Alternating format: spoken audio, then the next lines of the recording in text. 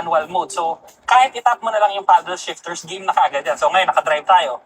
Downshift ko siya, na second gear, Hataw ka na ngayon, second gear.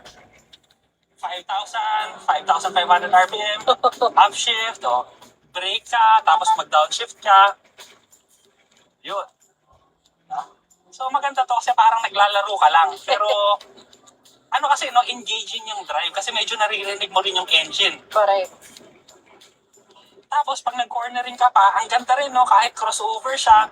Kasi nga medyo mababa siya, mababa yung bubong, pero yung ground clearance, okay naman siya. Maganda siyang i-corner. Yung sumusunod na parang naka-release ka. Hindi rin siya masyadong mabody roll. Napakagandang laruan. Laruan no?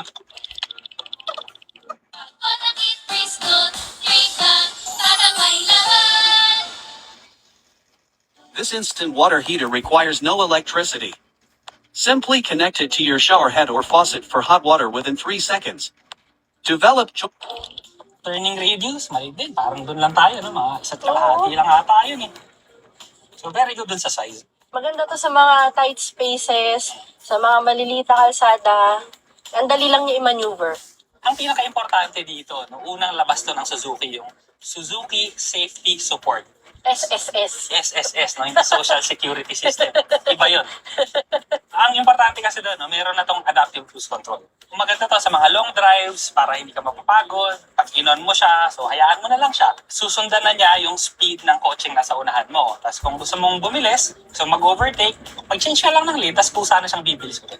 So napaka-useful niyan. Lalo na sa city, sa mga sobrang traffic. So ngayon, nakaset siya ng 60. So, minamaintain lang niya yung speed natin, tapos merong motor doon sa unahan. So, ngayon, hindi ako namamereno, pero bumabagal na siya. Nasa 59 na lang tayo, 50, 57. Kasi nga, hindi niya bubungguin yung sasakyan na nasa unahan mo. So, yan yung maganda. Hindi ka mapapagod sa traffic, hindi ka mapapagod sa long drive. Sobrang komportable mo lang din, parang yung pasahero mo. Walang kahirap-hirap. Yung tuhod mo makakapahinga. Oo, lalo na pag nirarayo, makakagaya ko na pag-scoop. Very big help. Tapos nakita mo, biglang pumasok yung motor dito sa lane ko. Suwabe pa rin yung braking niya. Oo nga. Diba? Hindi yung biglaan. Tapos ngayon, ayun, lumayo na yung motor sa unahan. So yan, nag-accelerate na ako ulit. So, suwabe, diba? Kahit may biglang motor, suwabe pa rin siya. Sobrang daming laman ng Suzuki Safety Support. So ano pa iba? Kasama rin doon ang dual sensor brake support. So, ibig sabihin lang na pag may sasakyan sa unahan mo, dalawang sistema yung mamemreno sa'yo. So, safe times 2. Safe na safe. Meron din tong lane